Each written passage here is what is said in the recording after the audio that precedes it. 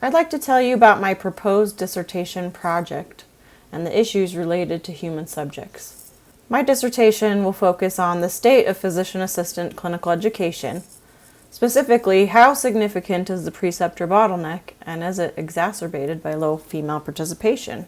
I'll have two phases in my project. The first will be a quantitative survey. The second phase will be one-on-one semi-structured interviews. The participants in phase 1 will include currently licensed and certified physician assistants practicing medicine in the United States. An exclusion criteria will be physician assistants who practice medicine part-time or not at all. In phase 2, I will include female PAs who are currently licensed and certified practicing medicine full-time in the United States. And I will exclude physician assistants who identify as female but were designated as male at birth.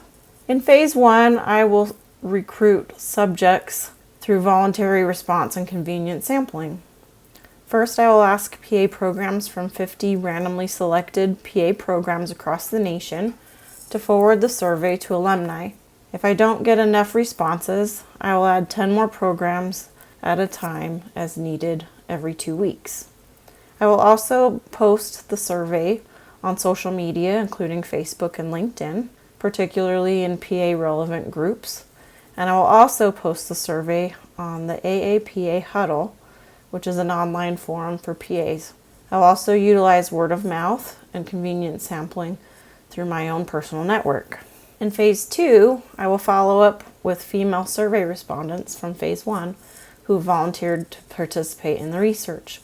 I will include 2 subgroups. The first will be females who have precepted PA students within 2 years, and the second subgroup will be females who have not precepted PA students within the past 2 years. Steps will be taken to ensure voluntary participation of all subjects. In phase 1, participants will receive no incentives or benefits for participating in the survey. Participants will choose to enter the survey on their own and will consent to participate before answering any survey questions. Participants will understand that they can refrain from answering any question or discontinue the survey at any time. Similarly, in phase 2, participants will be volunteers taken from the first survey.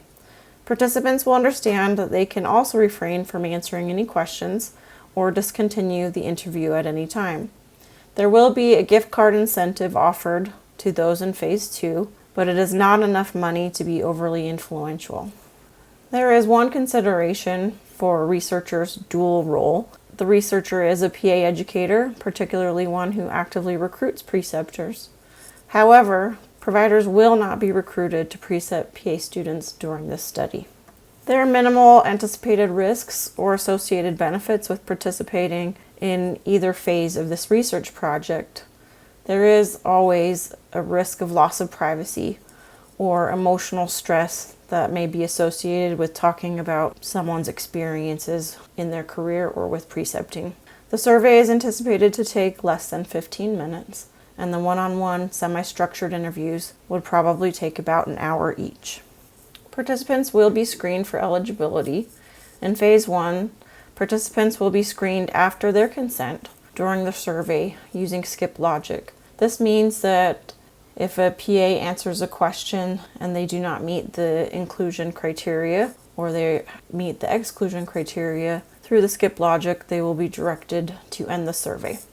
In phase 2, participants will be screened before their consent through their participation in the previous survey. Informed consent will be carefully considered. In phase 1, for the survey, the first page of the survey will be called the adult consent form. Include the information necessary for participants to give full consent for their participation. Participants will be given at least 24 hours in advance for consideration to decide if they would like to continue or if they have questions. And the participants will also have access to the researcher's contact information in case there are questions and concerns about the research. In phase 2, participants will be sent the consent forms at least 24 hours in advance for their consideration, and their consent will be recorded via Zoom during the interviews as a record.